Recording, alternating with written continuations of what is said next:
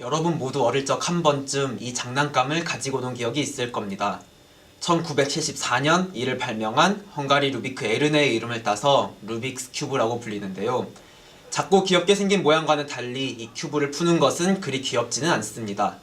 아니, 해법을 모른다면 거의 불가능하다고 봐야죠. 왜 그렇게 어려울까요? 사실 이 귀여운 장난감에는 굉장히 귀엽지 않은 수학이 숨어 있는데 오늘 이를 소개해볼까 합니다. 여러분이 이 큐브를 맞출 때 하는 것을 생각해 봅시다. 90도를 돌릴 수 있고 180도를 돌릴 수 있고 270도를 돌릴 수 있고 마지막으로 한 바퀴를 돌리면 안 돌린 것과 똑같이 됩니다. 이를 정사각형의 회전에 대한 대칭이라고 하고 수학자들은 대칭군이라 부릅니다.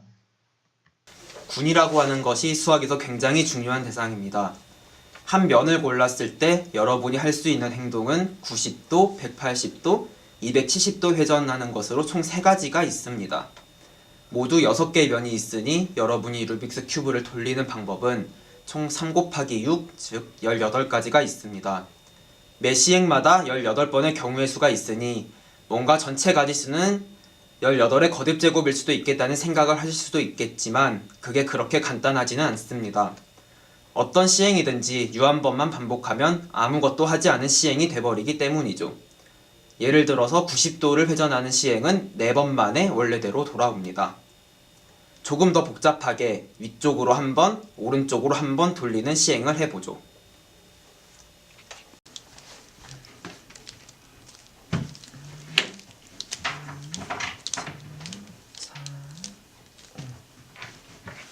총 105번 만에 원래 상태대로 돌아왔네요. 수학자들이 열심히 연구를 한 결과 루빅스 큐브의 대칭구는 Z3의 7거듭제곱 곱하기 Z2의 11거듭제곱 곱하기 A8 곱하기 A12 곱하기 Z2라는 것을 알게 되었습니다. 여러분이 공식을 보는 순간 이 영상을 꺼버릴 수도 있다는 위험을 알고도 굳이 공식을 쓰는 이유는 이 작고 귀여운 큐브에 절대로 귀엽지 않은 수학이 있음을 알려드리고 싶어서입니다. 자, 이제 어려운 수학은 끝났으니 부디 끝까지 시청해주시기 바랍니다. Z3은 3을 의미합니다. 그래서 3의 7거듭제곱 곱하기 Z2는 2를 의미하니 Z2의 11거듭제곱 곱하기 A8은 약간 복잡한데요. 8 팩토리알 나누기 2를 의미합니다. 팩토리알은 1부터 8까지의 곱을 의미합니다. 그리고 A12는 12 팩토리알 나누기 2 그리고 Z2는 2를 곱하는 거죠. 그래서 이것을 계산을 하면은 4, 3, 2, 5, 2, 0, 0, 3, 2, 7, 4, 4, 8, 9, 8, 5, 6, 0, 0, 0, 2라는 숫자가 나옵니다. 즉, 해법을 모르는 여러분이 루빅스 큐브를 만지는 순간 4325경 2003조 2744억 8985만 6000개의 모래 중 단 한 개 존재하는 모래를 찾는 게임으로 들어선 것입니다. 참고로 한 사이트에서 광안리 해수욕장의 모래알 수를 계산했는데 1000조개라고 합니다. 이 수는 우리 몸 세포의 개수와 비슷하다고 하네요. 우리의 작고 귀여운 루빅스 큐브는 이 수의 4만 배에 해당하는 경우의 수를 가지고 있습니다. 정리하자면 루빅스 큐브를 맞춘다는 것은 광안리 해수욕장의 4만 배에 해당하는 모래사장에서 단 하나의 모래알을 찾는 것입니다. 정말 놀랍지 않나요? 이번엔 루빅스 큐브를 미로에 비유해 봅시다. 총 4325경 2003조 2744억 8985만 6000개의 방이 있는 건물을 생각해 봅시다. 여러분이 옆방으로 이동한다는 것은 루빅스 큐브를 돌린다는 말입니다. 아까 계산했듯이 각 면당 3개의 회전 곱하기 6개의 면, 총 18개의 다른 방으로 갈 수 있는 문이 있습니다. 즉, 여러분이 큐브를 회전시킬 때마다 18개의 문 중 하나를 선택해서 옆방으로 이동을 합니다. 자, 이제 여러분은 4325경 2003조 2744억 8985만 6000개의 방 중 단 하나의 보물이 있는 방을 찾아야 합니다.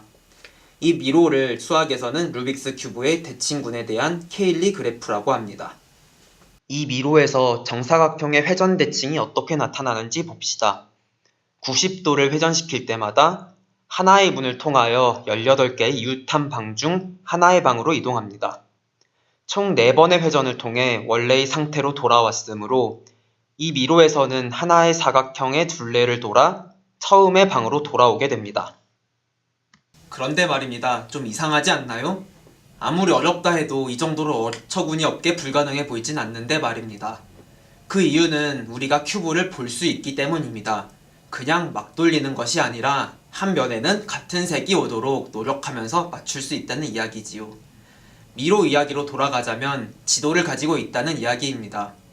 광안리 해수욕장에 있는 모래 알갱이 수의 4만 배에 해당하는 방이 있는 지도 말입니다.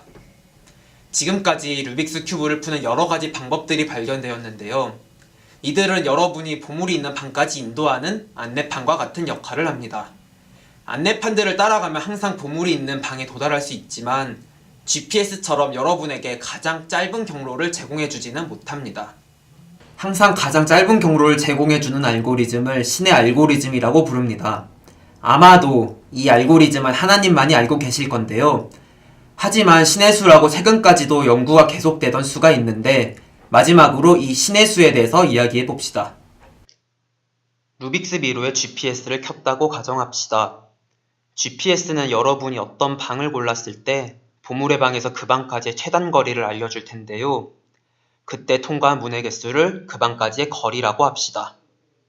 거리가 0인 방은 보물이 든 방 1개뿐입니다. 문 하나로 연결된 방은 총 18개가 있었습니다. 따라서 거리가 1인 방은 18개가 있습니다. 그러면 거리가 2인 방은 몇 개가 있을까요? 18 곱하기 18 해서 총 324개가 있을까요? 여러가지 중복이 있기 때문에 총 243개가 있습니다. 거리가 15 이하의 방들에 대해서는 보시는 표와 같이 계산이 되어 있습니다. 그러면 가장 먼 방의 거리가 얼마일까요? 이 거리가 바로 신의 수입니다. 루빅스 미로에 대한 지름이라고도 불립니다. 예전부터 이 숫자에 대해 사람들이 많은 연구를 해왔는데요. 90년대에 들어와서야 이 숫자는 20대라는 것을 알게 되었습니다. 그 후에는 컴퓨터의 도움을 받아 복잡한 계산을 하게 되었는데요. 2006년에 라부가 27 이하임을 발견했고 2008년에 로키키가 22 이하임을 증명했습니다. 그리고 마침내 2010년 여름에 로키키 외 2명의 학자들이 구글 컴퓨터의 도움을 받아서 신의 수는 정확히 20임을 증명했습니다. 각 거리별로 방의 개수를 구하면 보시는 표와 같습니다. 모든 방들에 대해 평균 거리를 구하면 대략 18이 됩니다. 지금까지 루빅스 큐브에 담긴 수학에 대해 알아봤는데요. 이 작은 장난감에도 심오한 수학이 숨어 있다는 사실이 재미있지 않나요? 루빅스 큐브처럼 여러분은 이미 여러분의 삶에서 심오한 수학을 하고 있습니다. 단지 그것이 수학인지 깨닫지 못할 뿐이죠. 하나님께서 우리에게 주신 이 세상의 법칙과 그것을 생각하는 인간의 사고체계에 대한 질서, 그것이 제가 생각하는 수학입니다. 감사합니다.